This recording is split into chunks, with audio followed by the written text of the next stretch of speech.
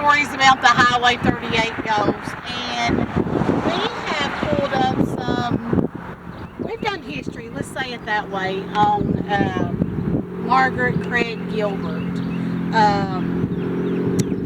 She was born December the 20th. I have seen December the 20th and December the 26th of 1925 here in Harlan County. Now, her death was June the 16th of 1946, also here in Harlan County. But her burial was Pleasant Hill Cemetery in Rocky Top, Anderson County, Tennessee. From the information we've gathered, this is Black Joe, Kentucky. The stories goes on to say that it was Verda, Coxton area up Highway 38. But from all the investigation, all the information we have gathered from family, from friends of Margaret, this is the prime location of maybe where she was. We're thinking her 4-room house set right here in the front. Now, a lot of you that was from that era of 1946, 1950, you remember this whole place used to be nothing but houses. And from what we're gathering, this was the location of her home, and they were neighbors all around it. This is at the Bell Crossing on Highway 38 at Black Joe. Now, I'm not disputing that people have seen her or haven't seen her at Coxton. Maybe she walks this road, who knows. But I have gathered a bit of information about her. She also had a son named William. And for those that's not familiar with the story, I'm going to read you a little bit, if you'll hold that, of,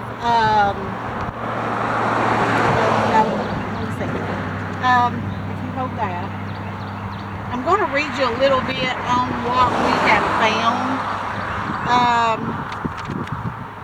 which a lot of you have seen this stuff here online, but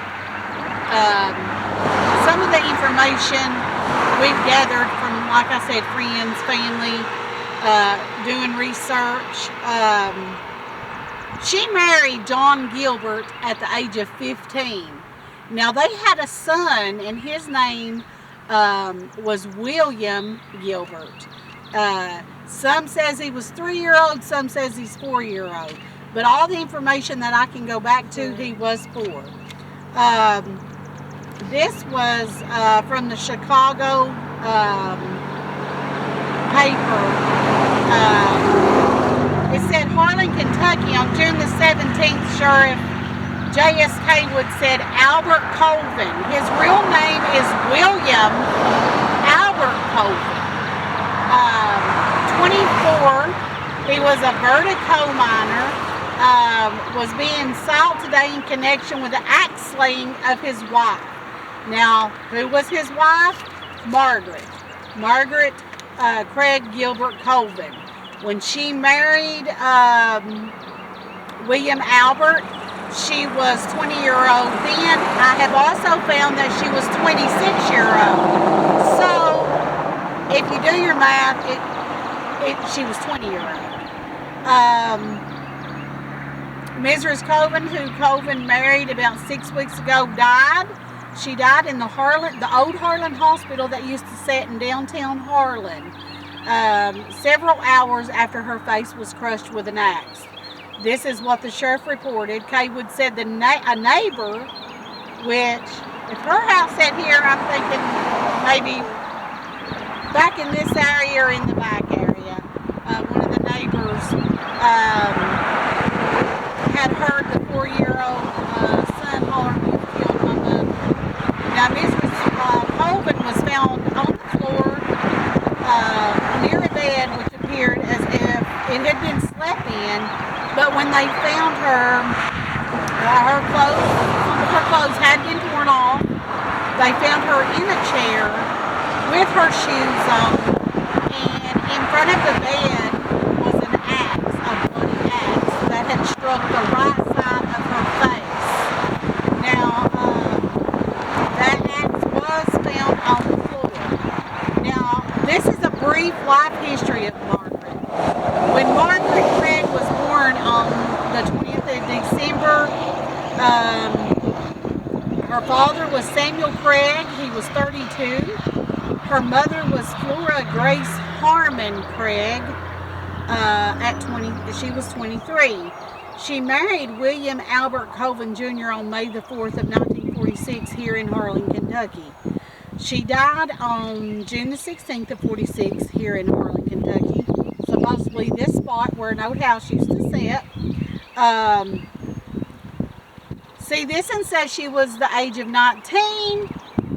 I've read some that said she was 26, but if you talk and do your history, we're thinking more at the age of 20. She was buried in Rocky Top, Anderson, Tennessee. And I will show you a picture of this.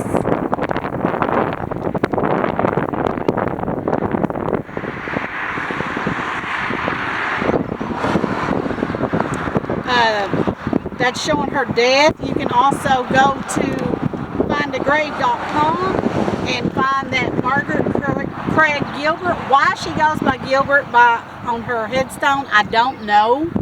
I have no explanation for that one. She was married to John Gilbert in the beginning, but then it goes on to say that, you know, she was married to this Colvin, William Albert Colvin. So I have no information on that, but like I said, it's still in the research of all that. But her father, this is a few of her family members.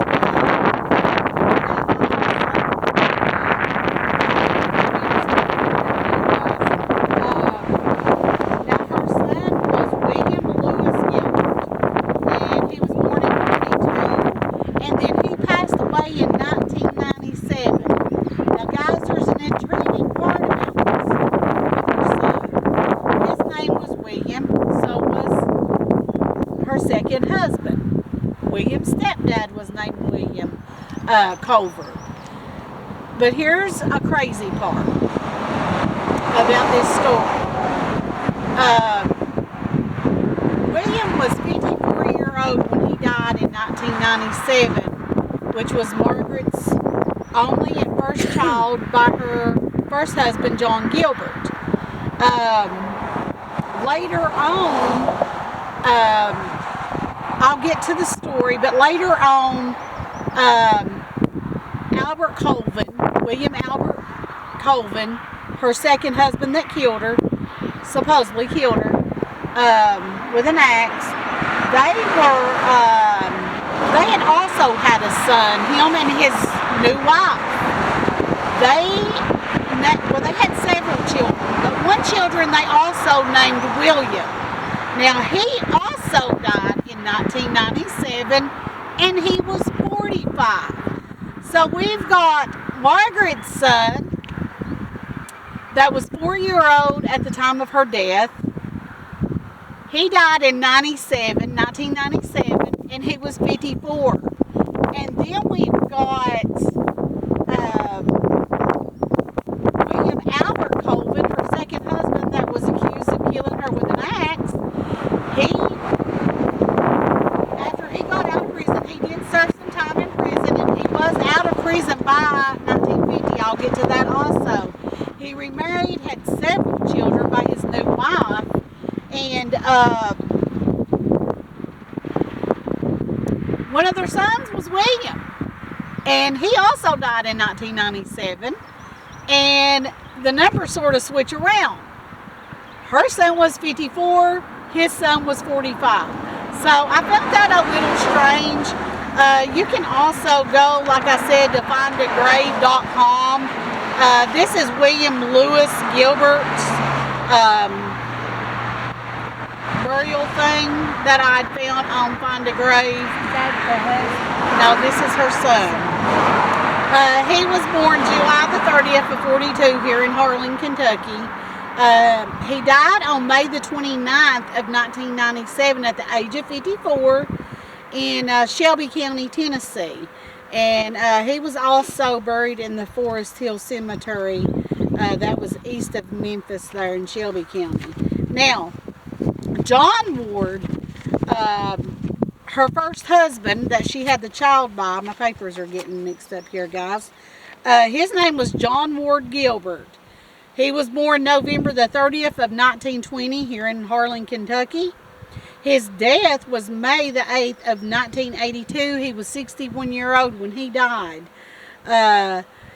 He died in Portridge County, Ohio. He is also buried in Ohio. Now, what I wanted to get at was, let's see, let me find it here, guys. Going to her second husband, William Albert Colvin. He was born on April the 9th of 1922. His death was, get this, guys, September the 11th, 2004. And he died in Everts, Kentucky. Follow Highway 38 and it will take you to Everts. His mother was Mary Elizabeth Hensley and his father was William Albert Colvin. Now, born in Harlan, Kentucky on April the 9th of 22, William Albert Colvin and Mary Elizabeth Hensley. William Albert Colvin married Margaret Craig, the lady in white, as a lot of you know her. And she already had one child by John Gilbert. He passed away on September the 4th, 2004, in Everts, here in Harlan County. Now, I'm going to show you something. I was blown away. I've been doing a lot of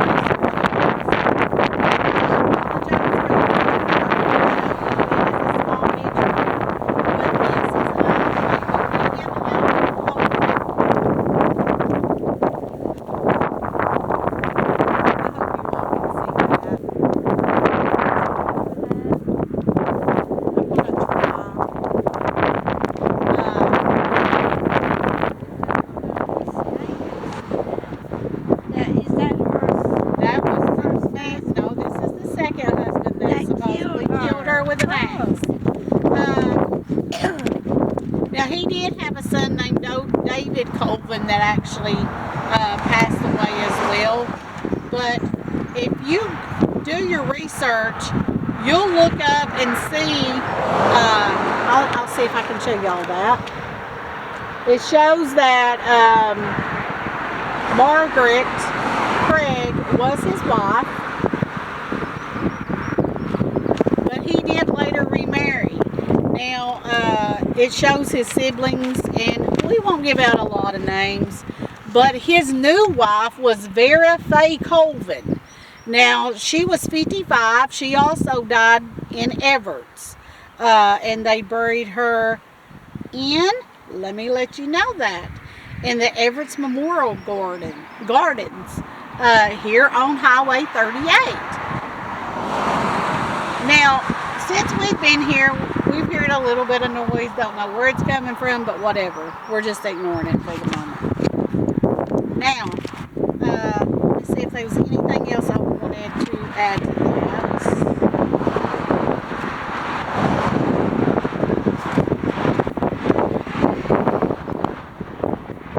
Now, like I said, he had a son. His name was William Albert III Colvin. He died in 1997. His mother was Vera Colvin, which had went on to marry William Albert Colvin when he was released. Now, you hold that for me.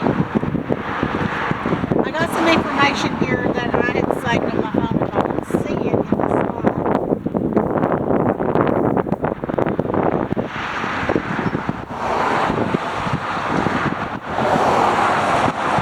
What, guys, I'm going to get behind the you look at this property what time I read this to you all. And that way you can get a good view. And that way I can see this too. Let's see. The house supposed to sit right there. Yeah, the house was supposed to sit. Is it in there? Right there in that area somewhere. Because so here's back the driveway. then, There's a... yeah.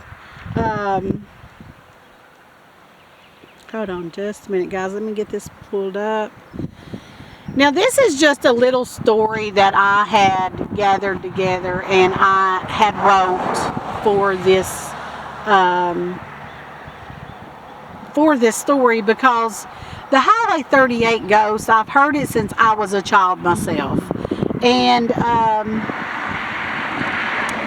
William Albert Colvin, he was convicted of the death of his wife, Margaret Craig Gilbert Colvin, in 1946. He pleaded guilty to involuntary manslaughter and served prison sentence of a couple years. He was released before 1950.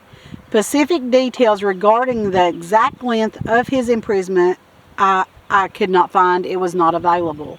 Now, I wrote this myself with all the information that I had gathered. The tragic legacy of Margaret Craig Gilbert Colvin, the Highway 38 Lady in White ghost.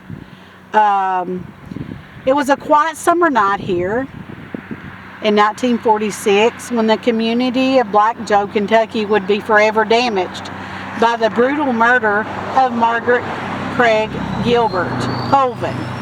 The small four-room home she shared with her husband, William Albert Colvin Jr., would become the scene of a tragedy that would haunt the region for decades to come.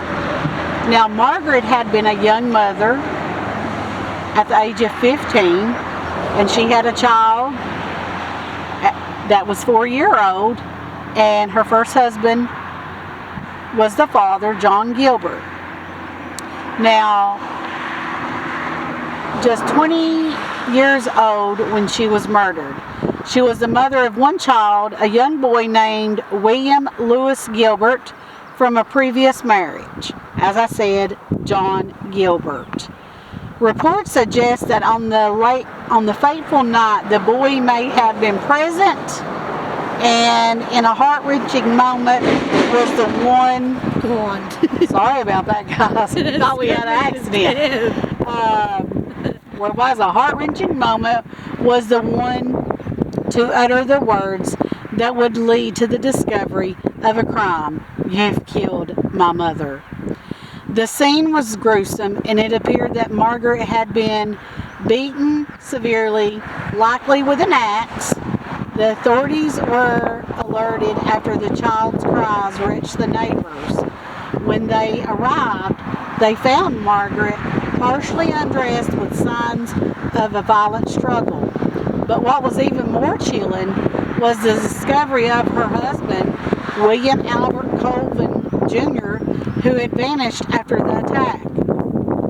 His disappearance would set off the search that lasted for several days. The investigation revealed startling details. Colvin was eventually apprehended, and it became clear that his motive was rooted in an unspoken rage, fueled by a mix of jealousy, frustration, and the turmoil of his own troubled life. But the details of why he had killed his wife, that remained murky. Some speculated that his own demons and emotion instability played a significant part, but could that be justified? Now, of this horrific act that he had committed. Now, while Margaret's tragic death would mark the end of her life, her story didn't end there. The rumors began to swirl, and people spoke of a lady in white seen along the stretch of highway near Black Joe and Verda, with many believing it was the restless spirit of Margaret herself, still roaming the earth, seeking peace after her untimely dismissed on this earth. Now, William Albert Colvin would stand trial for the murder, but it wasn't until years later that the full picture of his troubled life came into focus. After Margaret's death, he remarried Vera Faye Colvin, and they had a large family together. They lived a quiet life far from the tragic past that occurred in Black Joe. Now, yet despite his second chance of a family and a fresh start, Colvin's earlier crimes seemed to haunt him in ways that the public never fully understood. He passed away in 2004, but the whispers of his violent past lingered in this small town, corners of Harlan County. As for Margaret's son William Lewis Gilbert, he was left to grow up in the shadow of his mother's murder. The trauma of that night would be something he carried with him throughout his life. He passed away in 1997 at the age of 54. The cause of his death still unclear. His story, like his mother's, remained one marked by loss and tragedy, with the echoes of that fateful day in 1946. Margaret's legacy has lived on in the stories shared by locals and the ghostly rumors that had followed the case for decades. Whether or not she still walks these roads here in Black Joe, Kentucky to Verda, her name remains etched in the hearts of those who remember her, and her stories that are still told. A woman who was taken too soon, a mother's whose story never fully ended, and a symbol of sorrow that can be found in the hidden corners of Appalachia. Now, it has gone on to say that William Albert Colvin, after his arrest, he was convicted of the murder and sentenced to time in jail. The community was shocked by the crime and the fact that someone so close to Margaret could have committed such a horrendous act. Colvin's time behind bars would not undo the damage that he had caused. He would serve several years before being released in 1950, but the scars of the murder and its ultimate gruesome act would remain on the family and the community for years to come. Now, the official cause I have looked up for Margaret Craig Gilbert Colvin's death was listed on her death certificate was homicide due to a blunt force trauma. She was deceased in her home, and it was later determined that she had been killed by her second husband, William Albert Colvin, who attacked her with an axe. Her death, I keep hearing something, people. Her death was ruled a murder, and the investigation revealed the violence that led to her untimely passing. Now, William Albert Colvin Jr., he was convicted, like I said, for her. He pleaded guilty to involuntary manslaughter and served a prison sentence of a couple of years. He was released before 1950. Specific details regarding the exact length of his imprisonment are not, I could not find it. It was unavailable. Like I said, he did marry another Vera Faye Colvin. Now, after the tragic death of Margaret Craig Gilbert Colvin in 1946, her son William Lewis Gilbert was raised by his maternal grandparents, Samuel, they called him Sam Craig, and Flora Grace, they called her Flo.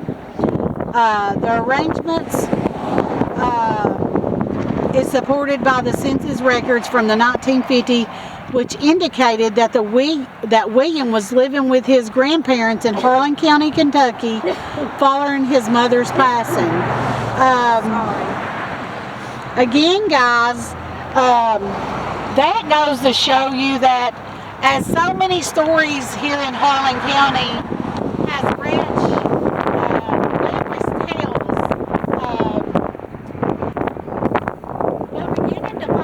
truth out, and I know a lot of people say that they still